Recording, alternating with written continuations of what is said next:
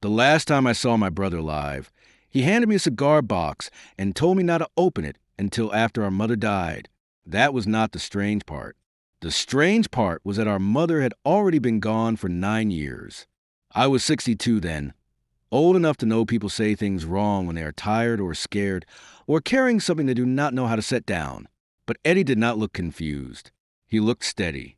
He had both hands on that box like it weighed more than wood and old paper. We were standing behind his hardware store in Millbrook, Ohio, beside the dumpster and the stacked bags of rock salt. He never moved inside until the first hard freeze. It was late October 2009. The air smelled like dust, cardboard, and the coffee he always burned on the little hot plate in his office. I said, "Eddie, Mom's dead." He nodded once. "I know." Then he put the cigar box in my hands and closed my fingers around it. "Not here," he said. That was all. 2 weeks later, Eddie drove his truck into a sycamore tree on County Road 6, less than 3 miles from the house where we grew up. The sheriff said he must have fallen asleep. There were no skid marks, no alcohol, no other car, just a straight road, a gray morning, and my younger brother gone at 61. I put the cigar box on the top shelf of my bedroom closet and left it there. I told myself I was respecting his wishes. Truth was, I was afraid of it. Eddie and I had not been close in the way brothers are supposed to be close. We were polite.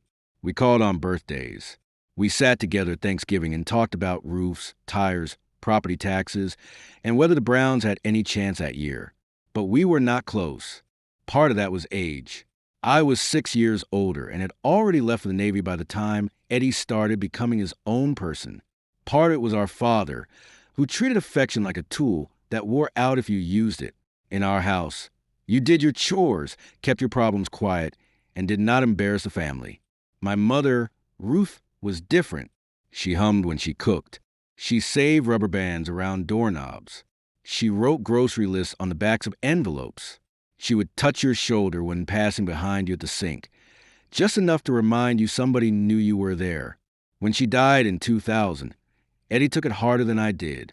I thought that was because he had stayed in Millbrook and cared for her the last few years, while I was living 2 counties over with my second wife, and a bad knee that gave me an excuse not to visit as often as I should have. At the funeral, Eddie stood by the casket and kept rubbing his thumb against the side of his index finger. He did that when he was trying not to cry. I knew it from when we were boys. Afterward, he said, "You know she kept asking for you." I said, "I came when I could." He did not argue. That was Eddie's way. He would say one sentence and leave the rest of it in the room. After Eddie died, his daughter, Megan, asked me to help go through the store. She was 35, divorced, and had the same careful eyes my mother had. She lived in Dayton and knew nothing about threaded pipe, lawnmower belts, or why her father kept 5 separate jars of mismatched keys under the counter. The store had been in our family since 1968. My father bought it when Millbrook still had a shoe repair place, a 5 and dime, and a movie theater that showed one picture all week. By 2009, Main Street had more empty windows and open signs. Still, Eddie kept the store clean. Every pegboard hook had a label. Every receipt was folded in half and placed in the day's envelope. He sharpened mower blades in the back and drank burnt coffee from a mug that said, "Ask me about my discount," though he never gave one unless somebody had a real reason. Megan found the first odd thing on a Thursday afternoon. She came out of the office holding a spiral notebook with a blue cover. "Uncle Paul," she said, "do you know who Eldie is?" I was sorting brass fittings into coffee cans. Could be anybody. She opened the notebook and showed me a page. At the top, Eddie had written a date. Under it was one line. Eldie called again. Said she saw Ruth at the laundromat. The date was August 12th, 2001. My mother had been dead 14 months. I took the notebook from Megan and read the line again, slower this time, like it might turn into something else if I gave it a chance. "Who is Ruth?" Megan asked. I looked at her. "Your grandmother." She blinked. "But that can't be right." "No," I said, but my voice did not sound as certain as I wanted it to. There were more entries. Not many. Eddie was not a diary man. Most pages had lists of suppliers or reminders to order furnace filters before September. But every so often, mixed in with ordinary store business, there was a sentence about LD. LD left message. Says Ruth uses a back door now. LD wants me to stop sending money. LD says she will not lie for us forever. The last one was dated February 19th, 2002. I sat in Eddie's office chair with the notebook open on my knees. The chair still held its shape. That bothered me more than the notes. Megan stood in the doorway.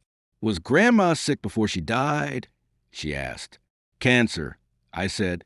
Pancreatic. She died at home? I nodded. Dad was with her? He said he was. That sentence came out before I had time to stop it. Megan heard it. Her face changed. I closed the notebook. Your father took care of her. I was not there enough. That is the truth. She leaned against the doorframe and crossed her arms. Then why would he write this? I did not have an answer. The simple answer would have been grief. People see things after loss. They hear voices in empty rooms. They turn ordinary strangers into the person they miss because the mind is stubborn that way. But Eddie had written about phone calls, money, someone lying. Grief does not usually keep records. That night, I drove home with the blue notebook on the passenger seat and a cigar box still unopened in my closet. For the first time in 9 years, I wondered whether I had ever really known what happened to my mother. I opened the cigar box 3 nights later. I waited until my wife, Linda, had gone to bed. I took it from the closet and sat at the kitchen table in the yellow light above the sink. The box was old, with a red paper label peeling at one corner. My father used to keep pipe cleaners in it. Inside were 3 things: a photograph, a bank envelope, and a house key taped to a small white card. The photograph showed my mother sitting at a picnic table beside a woman I did not recognize. Mom was wearing a green sweater I remembered from childhood. Her hair was shorter than I had ever seen it. She looked thinner, but not sick, not dying. On the back, in Eddie's blocky handwriting, was one word: Lorraine. The bank envelope held withdrawal slips from an account at First County Savings. The name on them was Ruth and Danner, my mother's name. The withdrawal started 3 months after her death and continued for almost 2 years. Small amounts at first, $100, $150, then larger amounts, $400, $600, always cash. The key was ordinary brass, worn smooth on one side. On the white card, Eddie had written an address I did not know. 118 Maple Court. I sat there a long time. The refrigerator clicked on. A car passed outside. Somewhere in the house, a pipe knocked once behind the wall. I kept looking at that photograph. My mother had a way of smiling with her mouth closed when she was keeping a thought to herself. She was smiling that way in the picture. The first thing I felt was not fear. It was anger. Not at Eddie. Not yet. At my mother. Because for 9 years, I had carried the guilt of not being there when she died. And now, sitting at my own kitchen table with a dead man's box open in front of me, I had to ask whether she had died when everyone said she did. Maple Court was in Briarwood, a town 20 minutes west of Millbrook. I knew the place only by its water tower and the diner near the highway where truckers stopped before dawn. I drove there on a Saturday morning. The house at 118 Maple Court was a small beige ranch with aluminum awnings and a concrete birdbath in the yard. The maple tree out front had dropped most of its leaves. A plastic newspaper tube was zip-tied to the mailbox post, cracked down one side. I sat in my car for almost 10 minutes. Nobody came out. The key fit the back door. That was when the whole thing stopped feeling like a misunderstanding. Inside, the house smelled closed up but clean. There was a sofa with a sheet over it, a television from the 90s, and lace curtains yellowed at the edges. On the kitchen counter sat an empty glass jar labeled Buttons in my mother's handwriting. I knew her handwriting. I found more of it in the bedroom. A shoebox in the closet held envelopes addressed to Lorraine Dietz. The return address was a post office box in Millbrook. Inside were letters from my mother. Most were ordinary. Weather, recipes, complaints about medication. But the dates were wrong. They were all written after her funeral. I sat on the edge of the bed and read the shortest one twice. Lorraine, Eddie says Paul still believes what he needs to believe. Maybe that is mercy, or maybe I am still a coward. I do not know anymore. Ruth, that was the first twist. My mother had not died in 2000, or at least, not in the way I had been told. For a few minutes, I could not move. I kept hearing the funeral music from 9 years before. I kept seeing the closed casket, Eddie standing stiff beside it, the pastor saying words about release from suffering. I had stood there and believed every word. I found Lorraine Dietz through the county property records. She was 84 and living in a nursing home outside Akron. I drove there the next morning with the shoebox of letters in the trunk and a feeling in my stomach like I had swallowed cold metal. Lorraine was sitting by a window in a common room. When the nurse brought me in, she was small, sharp-eyed, and wrapped in a pink cardigan. A crossword puzzle lay unfinished on the table in front of her. When I said my name, she closed her eyes. "Oh," she said, "you are Paul." I pulled up a chair. "You knew my mother." "I did." "After she died." Lorraine opened her eyes again. "That depends which death you mean. There are sentences that make a room seem to tilt. That was one of them." I put the photograph on the table. She touched the corner of it with one finger. "Your brother took that. She hated that picture." "Where was she?" "My house." "Why?" Lorraine looked toward the window. Outside, a maintenance man was blowing leaves away from the entrance. The sound came through the glass as a low whine. Because she asked me to help her disappear. I wanted to say that was impossible. Instead, I asked the only thing I could. "From what?" Lorraine looked back at me. "From your father." My father had been dead since 1994. A heart attack in the hardware store. He dropped beside the paint counter while Eddie was helping a customer find toggle bolts. I had never liked him much.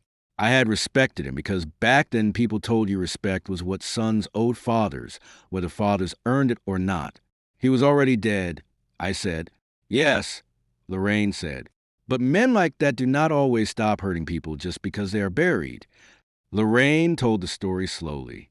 She said my mother came to her in early 2000 after the diagnosis. The cancer was real. The pain was real. The doctors had given her months, maybe less.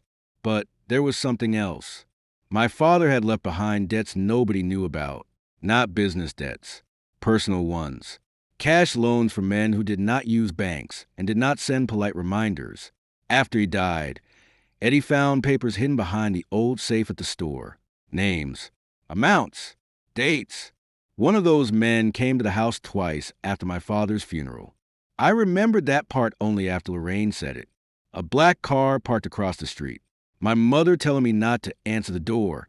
Eddie standing in the hallway with a hammer in his hand. Though he was only 46 then and still strong enough not to need one.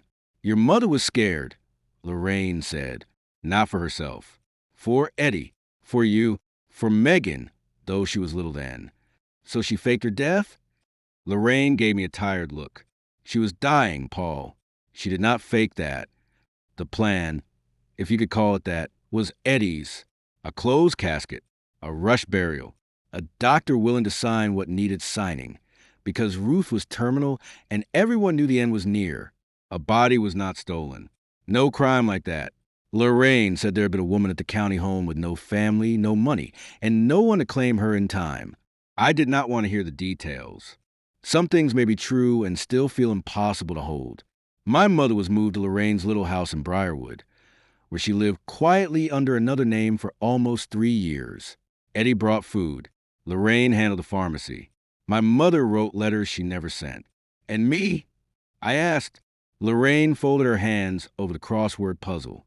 "She wanted to tell you, but she didn't." "No. Why?" Lorraine's mouth tightened. "Because she believed you would do the right thing." I did not understand. Then I did. The right thing, in my family, always meant walking into trouble with your jaw set and your fists ready. I had been that kind of man when I was younger. Proud of it, too. My mother had not trusted me to be careful. She had trusted Eddie because Eddie knew how to keep quiet. I went home that afternoon and sat in my driveway until Linda opened the front door and looked out at me. I cannot go inside yet. A person can learn a fact and still need time before it becomes part of him. My mother had lived 3 years after I buried her. She had been 20 minutes away. I had driven past Briarwood twice a month for work back then, eating gas station peanuts, listening to talk radio, thinking my mother was in the ground. Eddie had known. He had carried groceries to her, paid bills, lied to me at Thanksgiving, watched me talk about missing her, and never said a word. For 2 days, I hated him. I hated him in the cowardly way you hate the dead, where you can make every argument and always win because they cannot answer. Then Megan called. She had found cassette tape in the store office, tucked inside a box of warranty cards. On the label, Eddie had written my name. We met at the store after closing. The streetlights outside made long, pale rectangles across the floor. Megan had an old tape player she bought from a thrift shop on her way over. She set it on the counter and pressed play. For a moment, there was only static.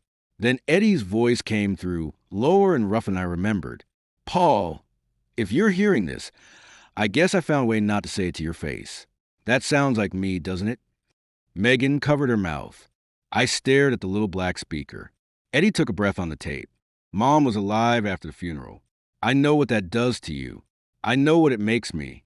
But I need you to hear the part nobody ever let you hear." The tape clicked softly as it turned. She made me promise. Eddie's voice filled that empty hardware store. He said our mother had been terrified those men would come back. Not because of the debts alone, but because my father had put the store up as informal security. Nothing legal, nothing clean, just threats, signatures, and my father's belief that he could bully his way through any room. After he died, Eddie paid what he could. It was not enough. My mother's death was supposed to end the pressure. The men believed she had taken some cash my father hid. If she was gone, they would stop looking to her for it. If she lived quietly, Eddie could make payments until things cooled down. Then Eddie said something that made me sit down on the stool behind the counter.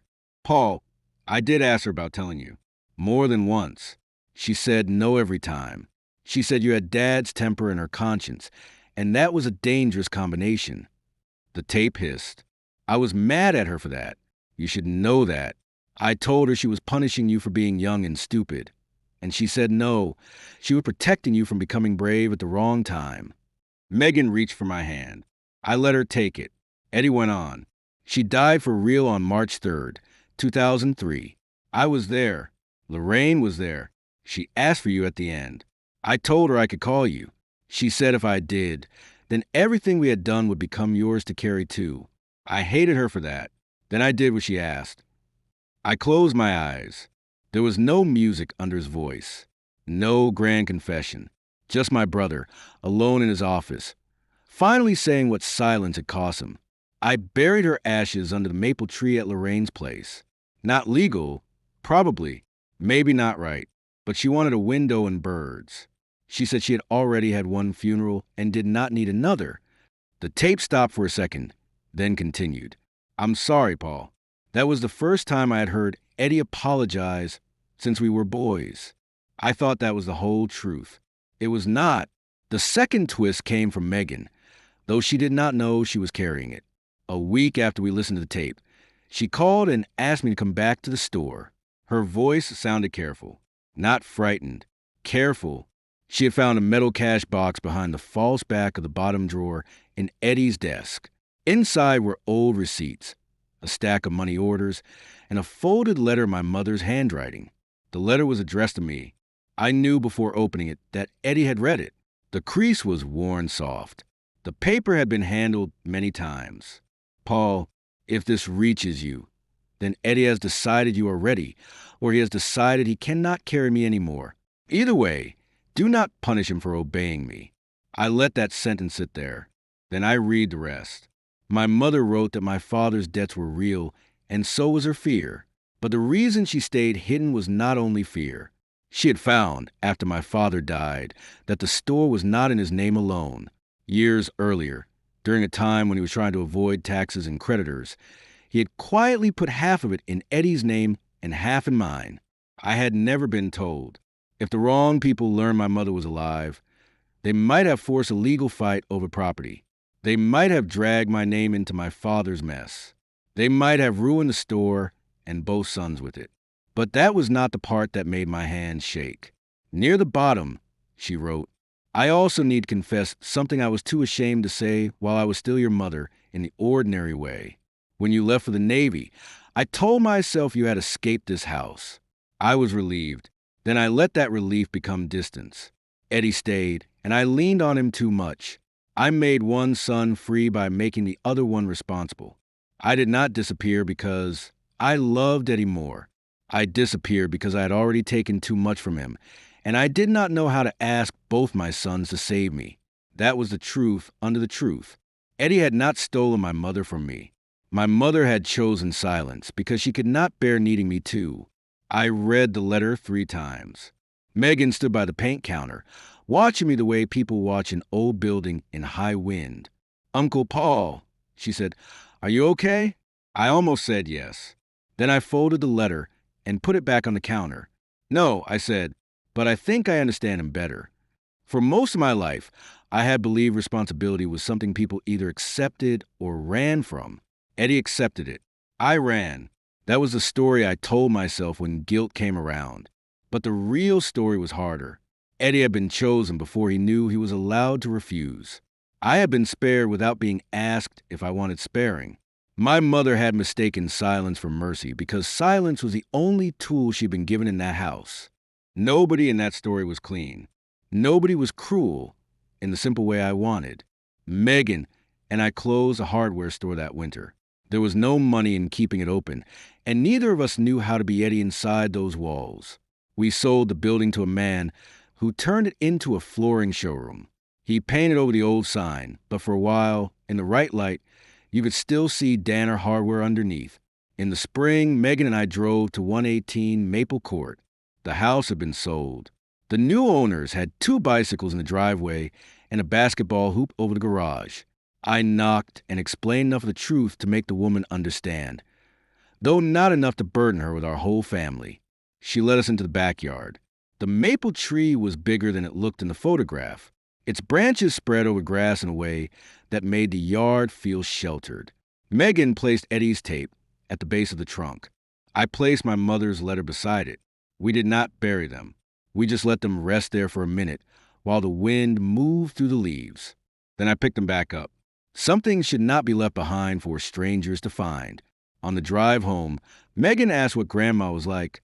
I told her about the rubber bands on doorknobs, the humming, the way she touched your shoulder when she passed behind you at the sink. I did not tell her my mother was brave. I did not tell her she was a coward. I said she was a woman who loved us with the tools she had and hurt us with the same ones. That is the closest I have ever come to forgiveness. I keep the cigar box now in the bottom drawer of my desk. Inside, I've photographed the key, the letter, and Eddie's tape. I bought a little cassette player online because nobody sells them anymore, and once a year, usually in October, I listen to my brother's voice. Not the whole tape, just the first part. Paul, if you're hearing this, I guess I found a way not to say it to your face. Every time, I hear something different in it. The first year, I heard guilt. The next year, fear. Now I mostly hear exhaustion. I think about all the years he opened a hardware store before sunrise, swept the front walk, counted change, ordered nails, answered questions, and carried our mother's secret like another set of keys in his pocket. I think about my mother in that little house on Maple Court, sitting by a window, knowing one son believed she was dead, and the other was aging faster, because she was not. And I think about myself, driving through Briarwood all those years with the radio on, never turning my head toward the street where she was still breathing. People talk about secrets like they're locked rooms. That is not quite right.